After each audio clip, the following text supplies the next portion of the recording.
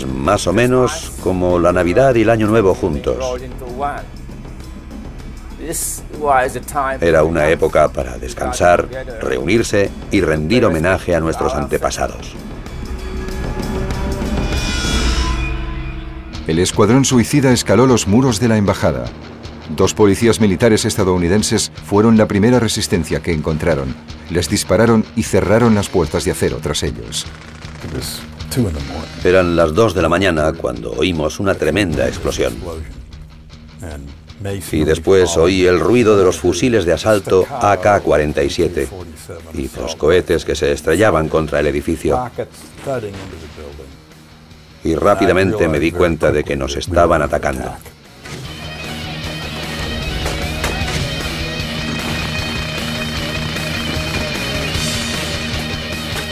El Vietcong lanzó una granada por la puerta principal de la embajada que destruyó el sello de Estados Unidos que colgaba dentro. Media docena de diplomáticos y soldados se encerraron en el edificio. Fue una experiencia aterradora. Y durante la primera hora creí que no iba a salir de allí con vida. Los disparos afortunados de los 2 policías militares acabaron con los líderes del escuadrón y sin ellos el equipo de asalto del Vietcong estaba perdido. No podían penetrar en el edificio de la embajada. Un conductor de la embajada, que bromeando los estadounidenses decían que era un Vietcong, ayudó al equipo de asalto a entrar en el recinto de la embajada. En Estados Unidos, el exmarine que un día filtraría documentos del Pentágono, atacando así la política estadounidense en Vietnam, veía imágenes de la guerra por televisión. El analista militar Daniel Ellsberg vio a su viejo amigo George Jacobsen luchando por su vida. Le di antes de que él me diera a mí. Me hice muy amigo de George. Era una de las personas con más experiencia en Vietnam. Ya había estado en los años 50. Vi a George en la ventana de la embajada mientras un hombre de la CIA vestido de civil le lanzaba una 45 milímetros para que pudiera defenderse en la vicaría de la embajada. Entonces no lo sabía, pero cuando la ofensiva del Tet terminó, Daniel Ellsberg empezaría a filtrar información de su trabajo en el Departamento de Defensa sobre Vietnam. En 1967 y 1968 filtró varios secretos que afectarían a la opinión pública. En 1971 daría a conocer 7.000 páginas, material que se conocería como los documentos del Pentágono. La filtración de esos secretos ayudaría a derrocar a Lyndon Johnson y también a Richard Nixon. Mientras tanto, su amigo George Jacobsen luchaba por su vida. George, en el segundo piso de la residencia, se enfrentó al intruso del Vietcong, un zapador que había conseguido entrar. Subió las escaleras tras él, le disparó y le mató. Barry Thornton, portavoz de la embajada estadounidense, ayudó a George Jacobsen a contar su historia. Cogí la información de George y le añadí lo poco que sabía nuestro centro de operaciones. Y entonces empecé a llamar a la prensa, sobre todo a los periodistas, a los servicios de teletipo, a las cadenas de televisión, al Times, al Post. A las 9 de la mañana habían muerto todos los asaltantes menos 2 y 5 estadounidenses habían perdido la vida, mientras la batalla de Saigón se libraba ya en las calles. El ataque sobre Saigón y otras ciudades de Vietnam del Sur tuvo un gran impacto sobre los periodistas. El recinto de la embajada, que era uno de los objetivos del ataque norvietnamita, estaba rodeado por una zona residencial de Saigón, donde vivían muchos de los corresponsales. Por la mañana, despertaron en el centro de los combates. Salieron a la calle y se encontraron con los disparos de las armas en la esquina de la embajada. Y eso fue lo que contaron. A pesar de una orden de alerta máxima la noche del Tet, 200 oficiales de la inteligencia estadounidense asistieron a una fiesta en el centro de Saigón.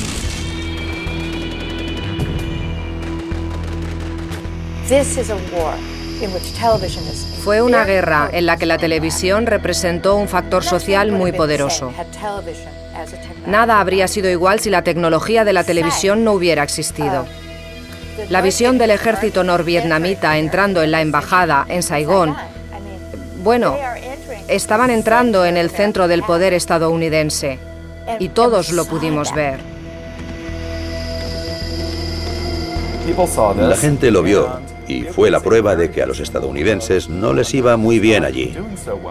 La ofensiva norvietnamita del Tet había sido un éxito. Nos habían cogido por sorpresa. La verdad es que las tropas estadounidenses se hicieron con la embajada en cuestión de horas. El ataque fracasó y matamos a muchos norvietnamitas. Contradecía la realidad, pero eso no importaba. La imagen es parte de la memoria. El simbolismo de ese ataque fue poderoso, y las batallas que se seguían librando en la ciudad amplificaron la sensación de que las fuerzas estadounidenses podían verse vencidas por el ataque sorpresa. Más de 4.000 combatientes comunistas atacaban objetivos en todo Saigón, y decenas de miles lo hacían por todo Vietnam del Sur. En entrevistas recientes, antiguos combatientes norvietnamitas empezaron a revelar los secretos del ataque sorpresa. En Saigón estaba Trang Bac Dang, que era el comisario de asuntos políticos de la ciudad, y había estado planeando cosas mucho antes de que se aprobara la ofensiva del Tet en el Politburó de Hanoi. Había estado viviendo en diferentes casas en Hanoi. Me dijo que en casi 1000 casas diferentes, y que en todas se escondían materiales y municiones para que, si se descubría alguna, quedasen todavía suficientes para organizar un alzamiento impresionante. Se hicieron con la estación de radio, atacaron el Palacio Presidencial y miles de soldados del ejército norvietnamita se unieron al Vietcong para proseguir los ataques. La clave de la batalla era la población. Los comunistas creían que si la población se rebelaba, barrerían a los estadounidenses. Un alzamiento popular de 2 millones de survietnamitas podía conducir a la peor matanza de la historia militar estadounidense.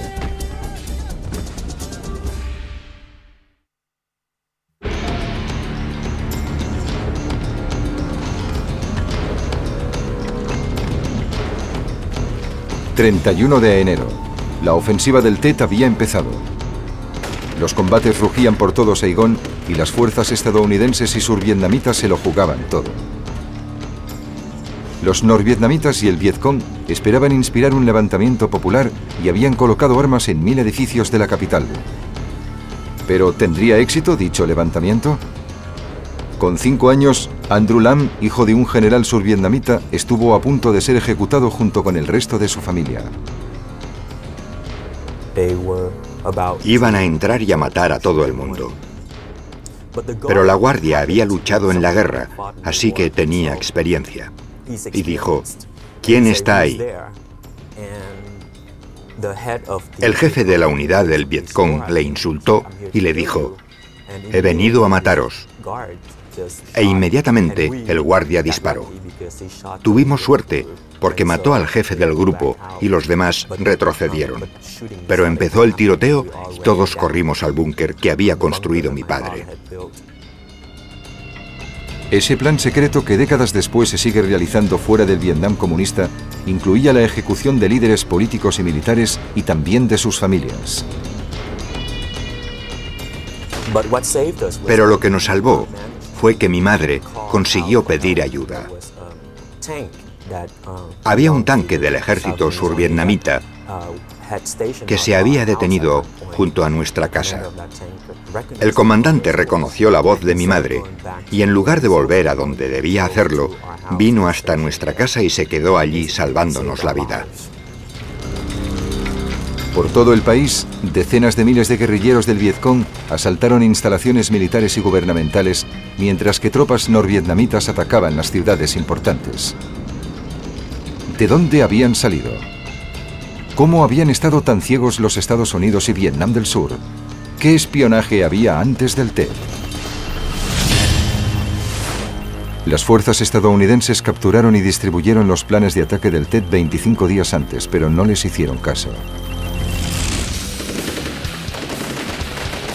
Tenían documentos requisados o confesiones de interrogatorios a prisioneros que decían que los norvietnamitas y el Vietcong esperaban que la población del sur apoyaría la ofensiva del Tet, produciéndose una ofensiva al levantamiento general. Vieron esos informes, pero los descartaron porque eran demasiado fantasiosos. Entiendo las suposiciones de los historiadores militares sobre cómo llegaron allí. Pero la verdad es que no puedo entender cómo hicieron para introducir a toda esa gente en las ciudades sin que nadie se diese cuenta. El objetivo de la ofensiva del Tet era el elemento sorpresa, pero mientras las batallas continuaban en Saigón y por todo el sur, el levantamiento general no conseguía materializarse. Los fanáticos siguieron luchando, pero los survietnamitas no se unieron a ellos. La superioridad en potencia de fuego, apoyo aéreo y movilidad de los estadounidenses les hizo ganar terreno a los comunistas. Los comunistas creían que habría un alzamiento general tras el ataque. Iban a seguir con la batalla para demostrar a Johnson y a los estadounidenses que no les estaban derrotando. Creían que tras el ataque los survietnamitas saldrían corriendo de sus casas agradecidos. Y eso no ocurrió. En el sur, el Vietcong estaba siendo masacrado. Eran especialistas en atacar y salir corriendo, pero los asaltos frontales fueron desastrosos para ellos. Fueron la primera resistencia que encontraron. Les dispararon y cerraron las puertas de acero tras ellos. Eran las 2 de la mañana cuando oímos una tremenda explosión. Y después oí el ruido de los fusiles de asalto AK-47 y los cohetes que se estrellaban contra el edificio. Es más o menos como la Navidad y el Año Nuevo juntos.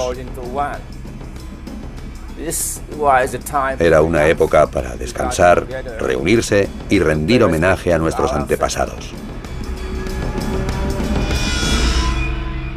El escuadrón suicida escaló los muros de la embajada. 2 policías militares estadounidenses, diplomáticos y soldados se encerraron en el edificio. Fue una experiencia aterradora. Y durante la primera hora creí que no iba a salir de allí con vida.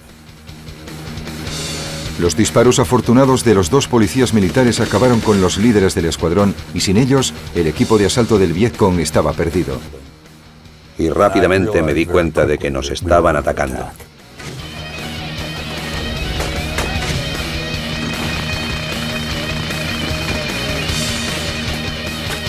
El Vietcong lanzó una granada por la puerta principal de la embajada que destruyó el sello de Estados Unidos que colgaba dentro.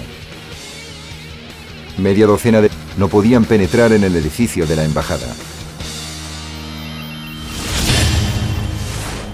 Un conductor de la embajada, que bromeando los estadounidenses decían que era un Vietcong, ayudó al equipo de asalto a entrar en el recinto de la embajada. En Estados Unidos, el exmarine que un día filtraría